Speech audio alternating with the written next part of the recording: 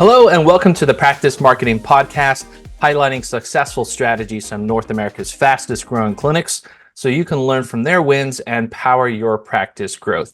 Hi, I'm your host, Neil Trickett, CEO of Practice Promotions, and today's focus is we're going to talk about 8 ways that your website content might be turning patients off and what you can do to fix that. So, joined here by one of our talented staff members here, Matt Goodemote. He's our director of content here at Practice Promotions, and Matt is actually got quite a great history here. He's a physical therapist, and he actually had a very successful practice, Goodemote Physical Therapy in New York, which he grew and sold.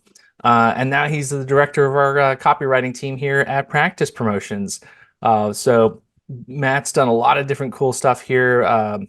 Educating the public. He's done different events, teaching, and he's even done radio broadcasts and stuff like that. So, Matt, great to have you on here, and looking forward to hearing what you talk to us about content. Yeah, thanks for having me. You got. So Matt really does a great job helping us, helping our clients, have the voice of their practice and connecting with people in their community, what is going to interest people there. So everything from copy on our websites, our blogs, our newsletters, social posts, different things that go out there. So he works to make things factually accurate and also attractive to patients to help our clients attract more new patients. So, Matt, let's talk this down, break this out a little bit here. So, when we're talking about copy, right? What do we mean by that? Well, to me, copy is more just content, Neil. So, but when in the technical terms, we would use copy to help persuade and engage the readers. So at Practice Promotions, for example, we're going to clarify the PTs, the chiropractors, physicians, and we help to turn their ideas into stories, hopefully compelling stories that will resonate with the audience and attract them to our clients that we're representing. So to me, though, it's all about providing accurate, well-written content and help our clients build their brand. Yeah, it's so important, right? I mean, we're trying to talk to people about their pains, their problems, why they're having those issues, and we're trying to get them to see us as the experts to turn to help them with that particular problem, right, and solve that problem for them. So how you say it is, just as important as what you do, right? Yeah. So, sure. and it can really portray the practice, right? So, if you have things on there that can be very technical, you might turn people off, right? We see a lot of mistakes happen as people come in, right? Yep. So, you've developed some great best practices over the years here, and I'm looking forward to talking about those, today, and what people can take away from that. So, Yeah. so we're talking specifically here. We're talking specifically about like the website first, right? So, because like websites are kind of way that most patients are going to interact with you and get started. And before they ever come into the clinic, they're going to check you out online. And so we know statistically that over 80% of people are going to do their research online before they book, an appointment. So what you say online is huge, especially when it comes to your website. So, let's talk here a little bit about some of the common things that you see that clinics don't do right, what they can do to fix those. Sure. One of the biggest mistakes, and it's some of these mistakes are mistakes I'm guilty of making in my own practice. And so coming to Practice Promotion helped to shed some light on some common errors that practice owners will make. And probably the biggest one is talking too much about themselves. And it's one of those things as a PT, we're proud of what we do, and we've done a lot of continuing education, and we're trying to highlight that we have the expertise to help somebody, but that really shifts the focus onto the owner, not onto the patient. So a well-written website is going to be focused on the patient being the hero, not the clinic owner being the hero. So my personal example, when I finished, I'm a McKenzie diploma therapist, and at the time when I finished, I was the youngest to go through the program. And so I thought that was really important. And so I put a lot of my material about my accolades and my abilities to get through the program. And at the time, I was just one of 200 PTs in the world with this. And honestly, no one cared except me and maybe some fellow PTs, but certainly not the patients. They didn't even know what it was. So it was one of those trying to highlight myself and forgetting that it's really just all about the patient. So yeah. That's a great example. And I mean, I can relate to that. Like we work hard on ourselves, right? We're proud of what we do. And we know that because of that investment in our training, that we can get different results than someone else can get. And we think that Yeah, by saying that first, that it's going to attract people. And it's okay to put in those things. You know, I think sure. you need to highlight why would someone choose you, but it's not the first thing, and it shouldn't be Yeah, predominantly the first thing, right? Um, for sure. so yeah, I've made those mistakes too, and we see that happen with a lot of clinics that come in, especially when you see Yeah, their website, and we're trying to redo their website and their content and everything, and it's very much about them, right, and why they're the best choice. But if you went and you asked someone on the street, have they heard of McKenzie method? yeah. Would they go, see a clinician Yeah. about it?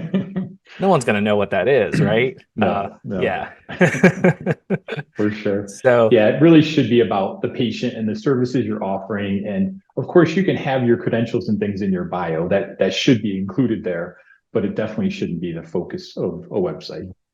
Definitely absolutely. not. Yeah. So for any of our listeners out there, I mean, if you haven't read Story Brand book by Mr. Miller there, it's a great read, right? And he has a Yeah, whole kind of philosophy and training around that. But really the basic concept is make your customer the hero of the story, right? So, yeah, that's what people are looking for is how are you going to solve my problem, right? yeah, And so if your website speaks to them in that manner and makes them the central part of the story, and realistically how you are going to transform them, yeah, right? yeah. That's what they're looking for, right? That's going Yeah, to speak.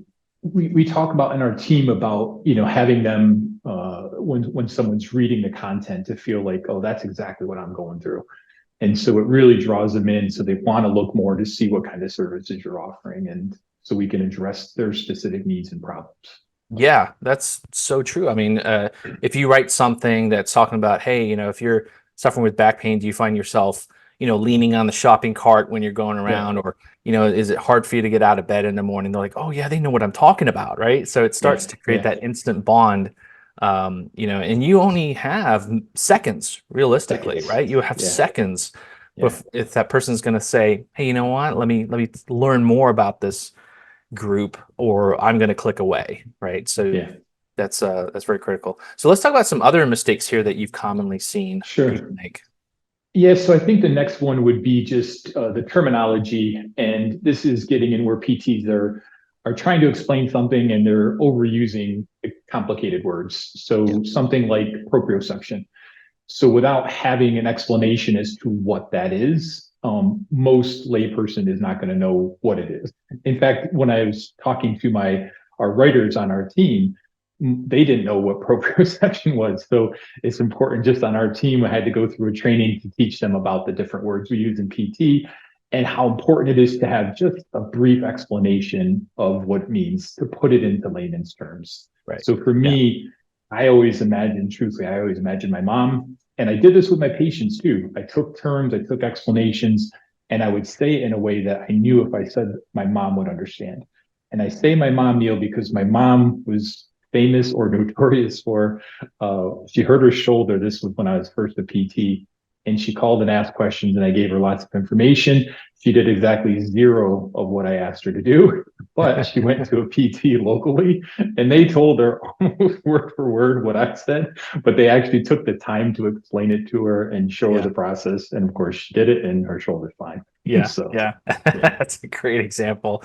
I think we all have many stories like that, right? yeah, Being clinicians, it's funny, like, because we if you've been in a clinician for a while, right, you get to the point where you make things simple for patients to understand, right? for sure. It's part of what makes you good as a clinician, right? You Yeah, can have technical speak with your colleagues, but with patients you keep it simple, right? And you gotten good at your own analogies and things that you use there. yeah, But it's funny, like a lot of that doesn't translate to our marketing and promotion, right? We think yeah. that, oh, we have to sound smart, right? Or sometimes it's just that we've had so many years of experience and training in medicine, right? That Yeah. we're so comfortable and used to that kind of speak, and we have to like take a step back and think, oh, you know what?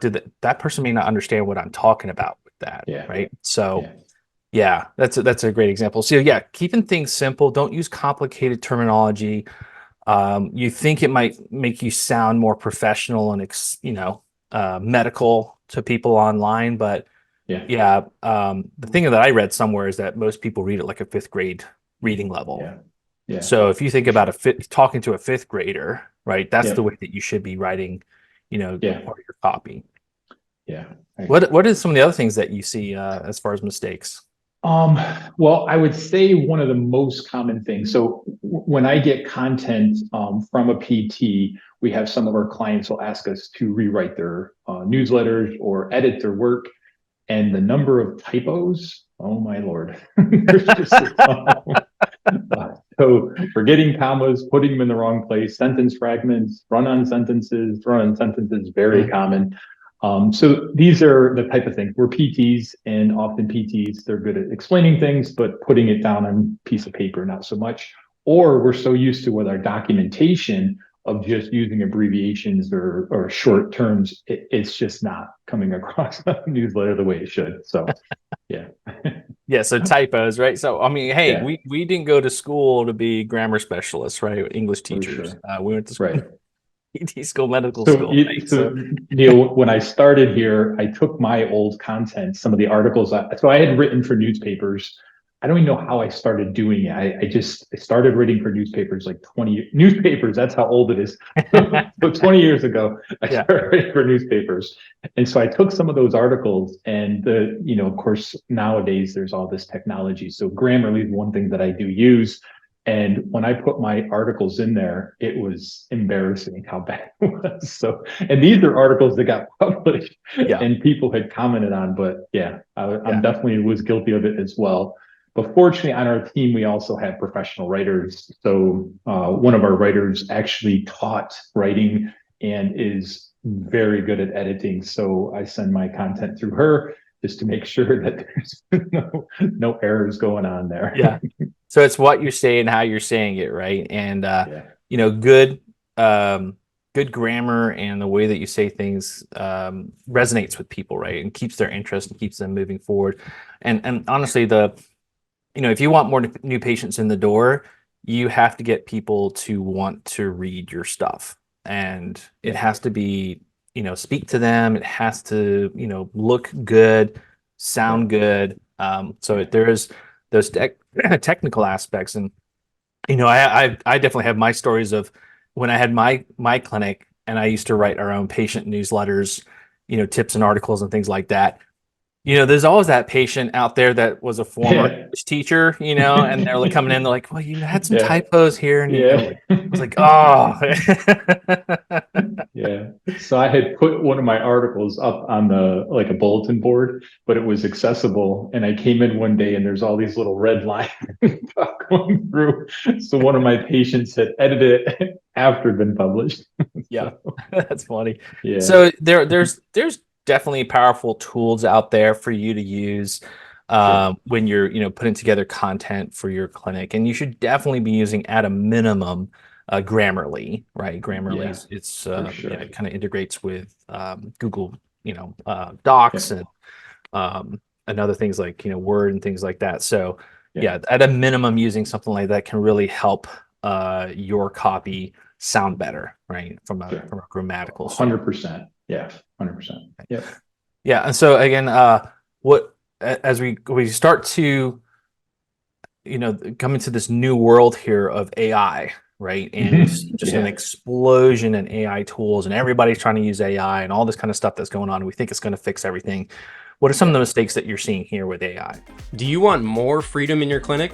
Then you need to work on your business, not just in it. The top practice owners know that they need a marketing system that consistently attracts patients from the internet. And at Practice Promotions, we've helped hundreds of practice owners skyrocket to the top of Google and get more new patients from online. Go to practicepromotions.net/kit to get our free practice marketing sample kit. It includes all our digital marketing tips and tricks that will get you new patients from Google. That's practicepromotions.net/kit, KIT, for a free marketing kit. And now back to the show. As you know, we got started right away. So as soon as ChatGPT came out, we just started digging right into it and learning how to do it, taking courses, learning how to do prompts, the whole bit. So I do use it. I use it a lot for research. I do use it for speeding up production. But so far, 100% of the time, it has inaccuracies. So no matter how good I've gotten at the prompts, there's still stuff that's just not right. Mm-hmm. It doesn't sound like a PT. It brings in information from all over the internet. So having to, condense it down into something that's also sounds like a human. Yeah. So there's lots of times where the words are just like, I would literally never use this word. It just isn't even in my vocabulary. Wow. So, so AI is, I can see why people would use it. And I definitely think it's a tool to be used, but it doesn't replace PTs for sure. I mean, we have to get in there and look and make sure the accuracies. And I like the idea of we use peer-reviewed studies to support what we're writing. And so we're really zeroing in. I'm looking for something that's been published in the last 3 years, if possible. And if not, then we can go back a little bit in time, but I'm certainly not let our team take anything off the internet because there's a whole bunch of stuff that's. Yeah, I mean, that's what AI is. It just scrapes the internet. That's all it does, right? So you're pulling in stuff that can be legit and stuff that could be just made up. So you have to have some research behind it too. And that, it's funny you're saying those kind of percentages because, if you're a movie buff out there and you've ever seen the movie Anchorman, you know that there's that quote that says it's 60% of the time it works every time, right? Yeah. Which is kind of like Chat GPT, right? So it's definitely a tool that you should use. It's very helpful. Mm-hmm. I think it's very helpful from an idea perspective. It's sort of like your marketing assistant, kind of helps you come up with ideas for content, what you could be speaking about, and then it can help you with writing some of the content. But as you well know, it's about 60% effective, right? In terms, and then you have to, the other 40%, you have to make sure that you go back and correct it and those kind of things to make it effective. So see, I found that it definitely helped production. So I can get more blogs done in a day using AI, but we're not talking about, huge. It's actually what you're saying is a good percentage. So I might even be like a 40-50% faster. I don't even know if I'm 60% faster, but I definitely am more productive. So I can get more things done. And because I have a professional writer, it is great because if I miss something, she catches it. So, and so far, Neil, she's caught something every time. She can 100% of the time tell if it was AI writing or Matt writing. So there's something about the words that's it's still just not. Yeah, because again, AI is just reading other blogs and stuff that's out there too. So it could be other people's ways of saying things. It just scrapes and pulls that in, and it's maybe not 100% on that. So so I think there is just the word of caution is definitely use AI. I think it's a wonderful tool for generating ideas and helping you with content, but you can't just over rely on it. You can't. Cannot be just the source. You have to go and tweak it up and fix it, right? Yeah. And then, as we were looking at that kind of, content stuff, what would you say is another mistake here where clinicians or practice owners make mistakes?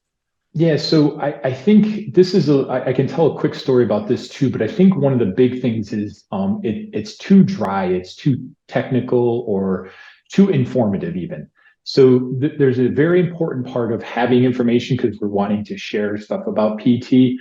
But I think telling the story about it is way more effective. So for me personally, like I said, I wrote in newspapers for 20 years, and by far the most impactful things I ever wrote were actual stories about patients. And I had this one patient I wrote about he came in he was told he needed a knee replacement. And as any PT out there knows, a lot of times that's a bit of an exaggeration, and with some good mobility work and some strengthening, you can postpone things. And so I wrote about this gentleman and how well he had done, and I got a whole bunch of patients from that.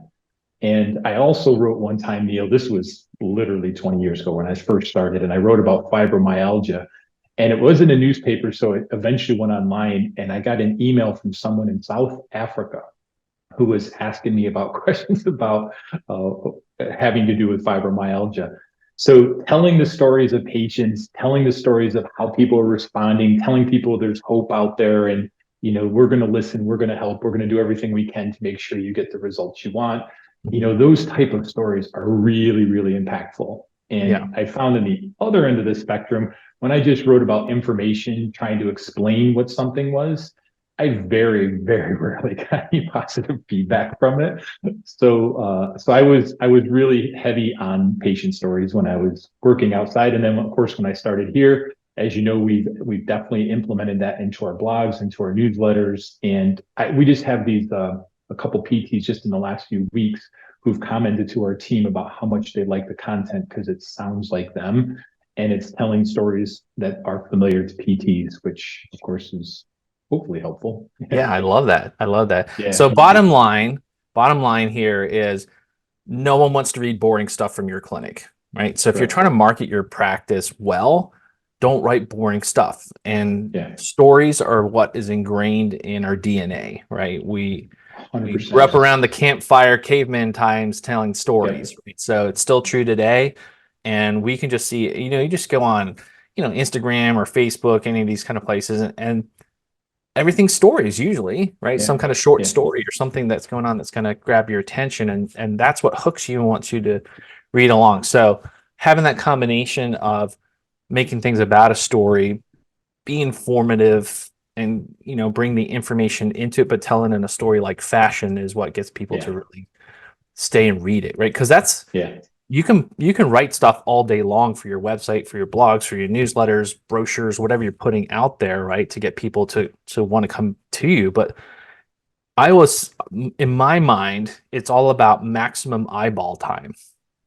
So if you can get someone to read your stuff and stay reading your stuff, that's your opportunity to build their perception of your expertise.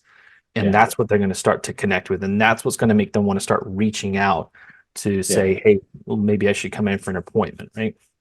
So it is about making it exciting and not boring, right? So so when it comes back, kind of come back to kind of that boring side of it, we talked about making it more of a story, but what else do you see when it comes to that side that people make mistakes with?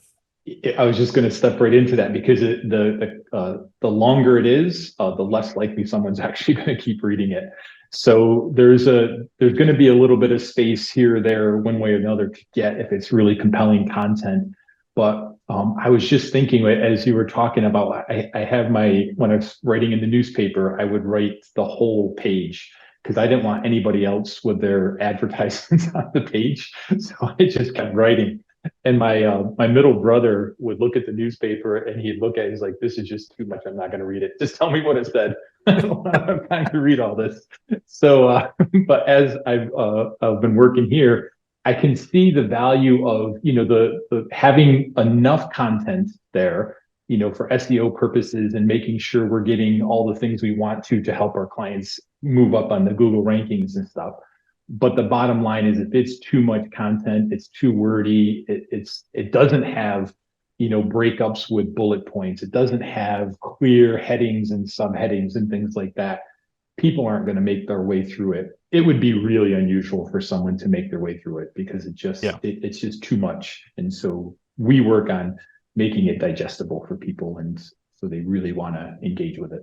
Yeah, absolutely. So I think too, like, you really have to have the psychology behind the writing side. So you're trying to get people, how do people read, right? We've got to think about that. And let's face it, in today's world, like our attention span keeps shrinking and shrinking and shrinking because there's thousands and thousands of things that we're trying to absorb every single day.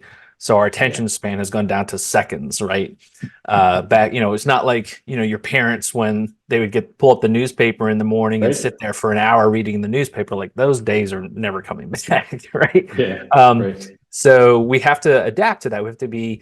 We have to have enough content so we can get our point across, but we have to make it digestible, right? And so Sure. we Yeah. see that sometimes people can be very long-winded, Yeah. and that turns people off. And the hard thing I would say too, like, what I think you do very well, it's a balance, right? It's a balance between two worlds. And when you come to website copy, or a blog on your website, anything that's on your website, one of the purposes of your website is to get you found. And so Yeah. writing things in a way that speak to the Google bots, the Google Yeah. algorithms, Yeah.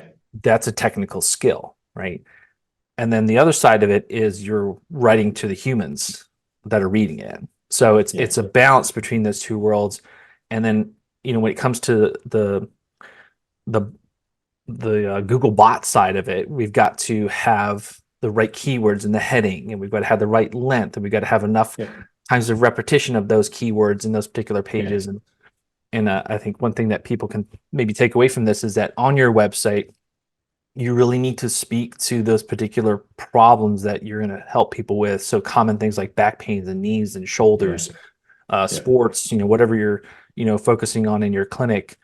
Those pages are what actually rank in Google for that type of Yeah. content and get in front of people. But you have to write them and have enough content in a way that Google's going to like it, and Yeah. structured in a way that Google's going to like it. But then as people start to read it, you have to have, like you said, broken out where the headline's catchy enough.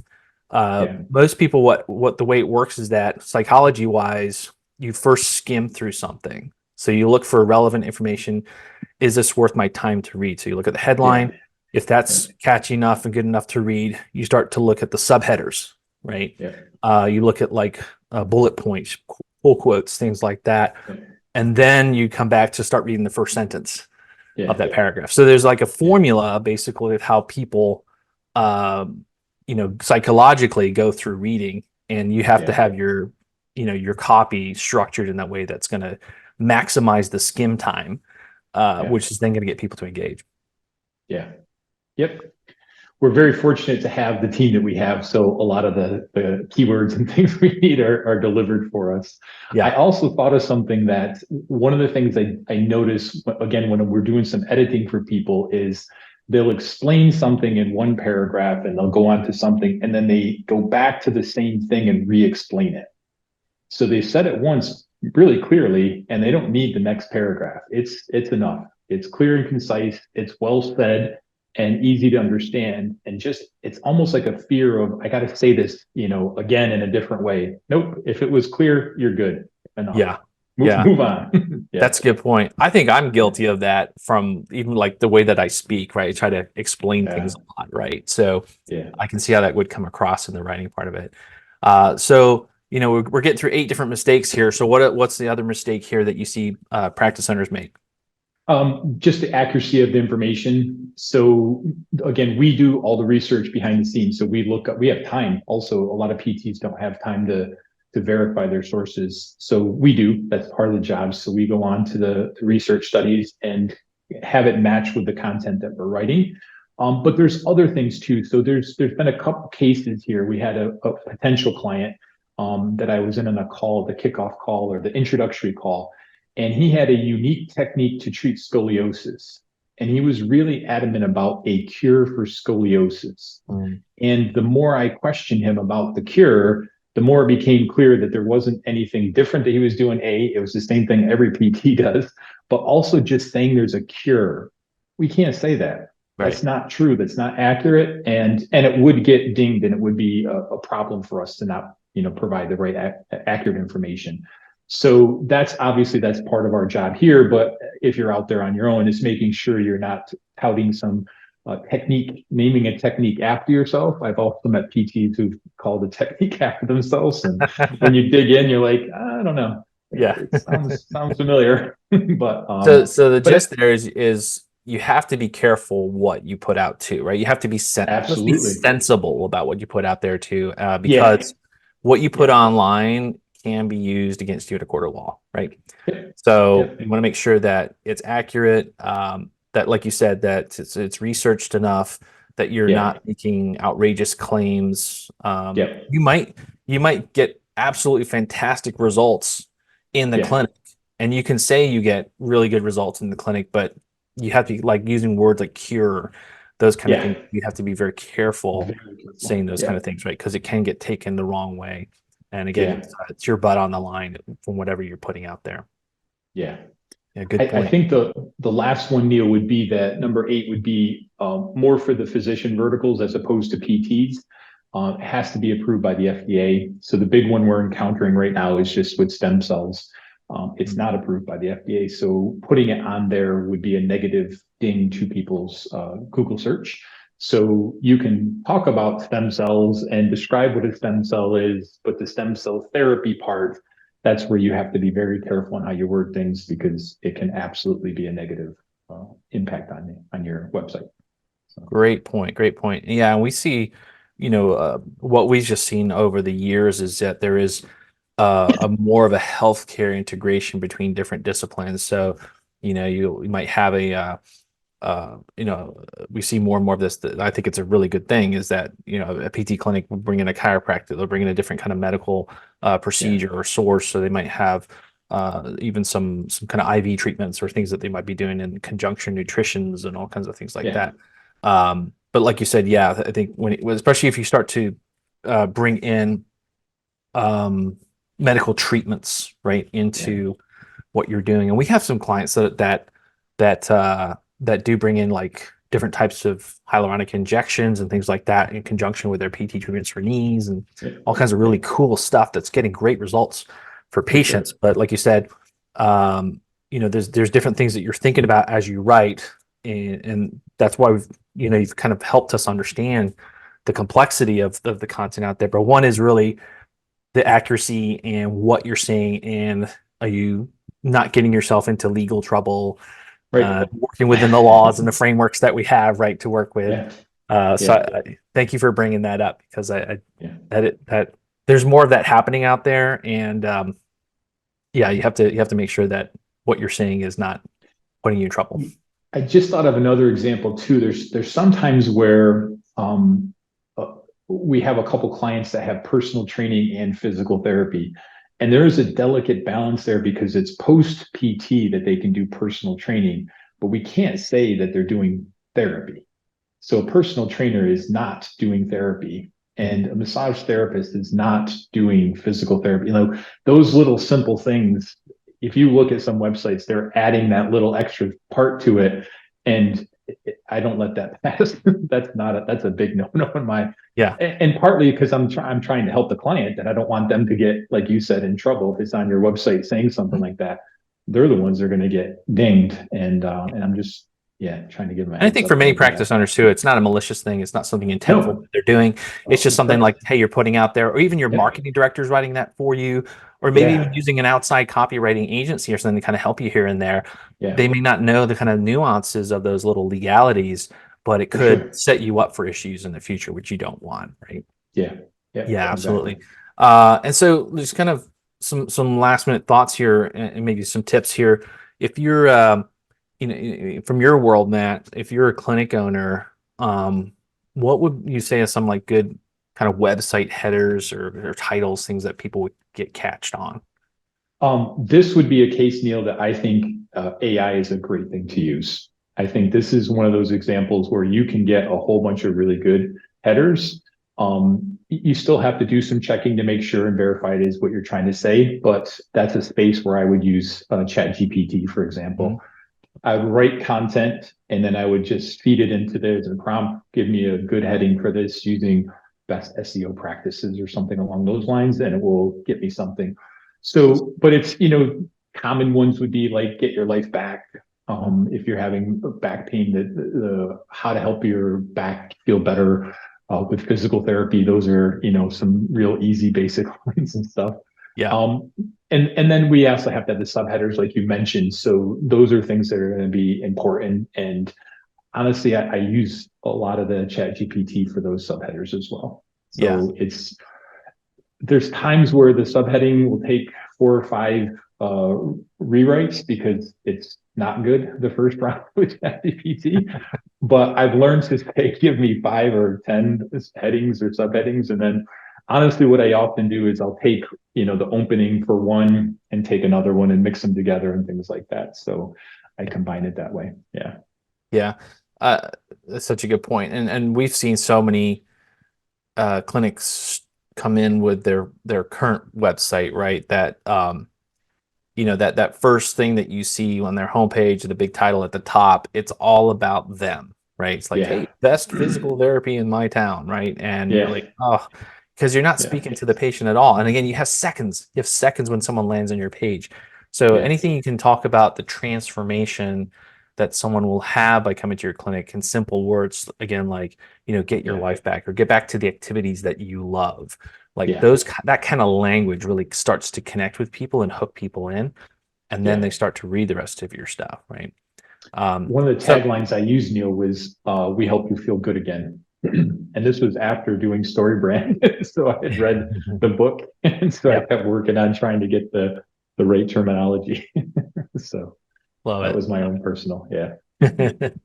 So Matt, for our listeners that have listened to this podcast here, I'm sure the practice owners now thinking like, how can I go fix my website copy? Like, what would be the one kind of simple step that you would advise people that they could do pretty simply to get going on that? I'm going to answer this a couple ways, Neil. Number one, invest in Grammarly. It's the easiest, quickest way to get your spelling, typos, grammatically correct sentences, fragments, things like that.